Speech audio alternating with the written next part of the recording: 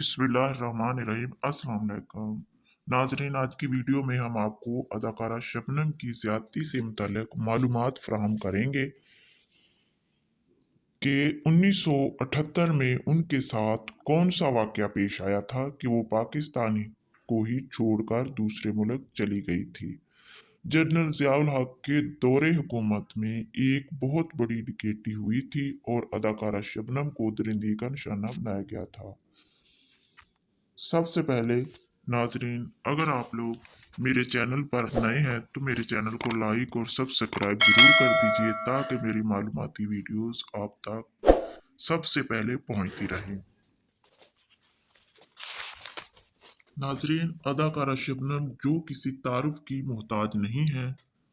1960 से लेकर 1970 तक अदाकारा शबनम की फिल्में बहुत सुपरहिट रही हैं, या यूं कह लीजिए कि सिनेमाओं पर इनका राज था।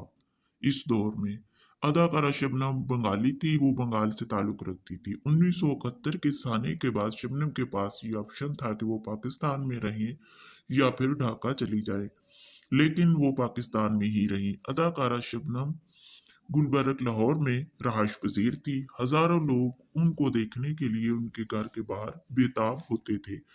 फिल्म स्टूडियो के बाहर भी उनसे मिलने और उनको देखने वालों का हजूम होता था, जो उनकी एक झलक देखने के लिए सारा सारा दिन खड़े रहते थे।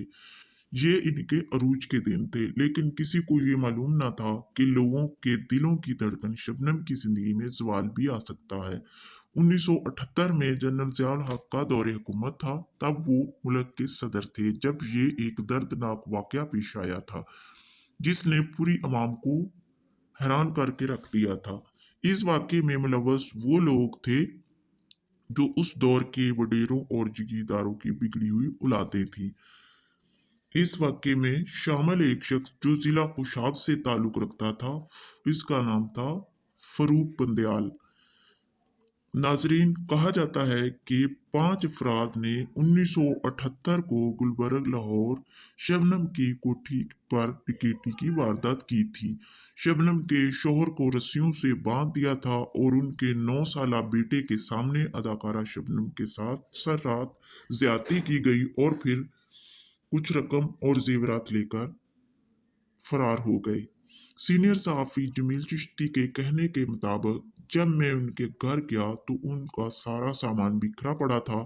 शबनम की हालत भी खराब थी। शबनम के बेडरूम में बेपनाह परफ्यूम की खुशबू थी, क्योंकि मुलजमान शबनम के जिस्म पर बार बार परफ्यूम डालते थे। फिर पुलिस से राब्ता किया। इस वाक़े के 5 दिन के बाद पांचों मुलजमान गिरफ्तार हो गए और इन पर मुकदमा चला। सदर अयूब खान के दौरे हुकूमत में वजीर कानून रहने वाले एस एम जफर अपनी किताब में तहरीर करते हैं कि फौजी अदालत में अदाकारा शबनम पर दबाव भी डाला गया, लेकिन अदाकारा शबनम ने नहायत जुर्रतमंदी और बहादुरी से मुकदमे का सामना किया था।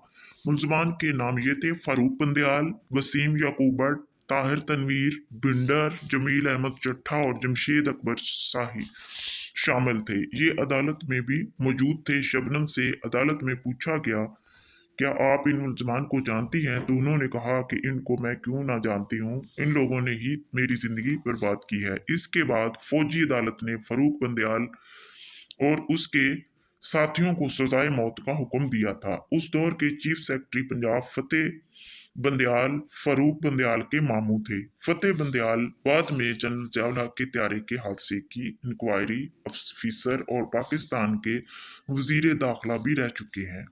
कहा जाता है कि चीफ जस्टिस उमर अता बंदयाल फतेह खान बंदयाल के बेटे हैं, जिसने अपने भांजे फारूक बंदयाल को फांसी से बचाने के लिए कानून की धज्जियां उड़ाई थी। इन मुजरमों ने सुलह के लिए शबनम को कई किस्म के लालच भी दिए थे और इनको प्रेशराइज भी किया गया था। फिर इन लोगों ने अरब ममालिक से भी सिफारिश करवाई थी, जिसके बाद जनरल ज़ियाउल हक ने उनके सामने घुटने टेक दिए और फिर अदाकारा शबनम से जबरी सुलहनामा करवा लिया गया। इसके बाद पहले उम्र कैद सजाए मौत को उम्र कैद बनाया गया और कुछ वक़्त के बाद ये मुजरमान जेल से रिहा भी हो गए। इसके बाद अदाकारा शबनम ने शोबिस इंडस्ट्री छोड़ दी और अपने लाहौर वाले घर को सस्ते दामों बेचकर बांग्लादेश हमेशा के लिए चली गई और पाकिस्तान को खैरबाद कह गई। नाजरीन, ये थी सच्चाई जो हमने आपके सामने पेश की। अगर मेरी वीडियो पसंद आई हो तो मेरे चैनल को ज़रूर लाइक और सब्सक्राइब कर दीजिएगा ताकि मेरी मालूमाती वीडियोस आप तक सबसे पहले पहुंचती रहे। शुक्रिया। अल्लाह हाफिज़।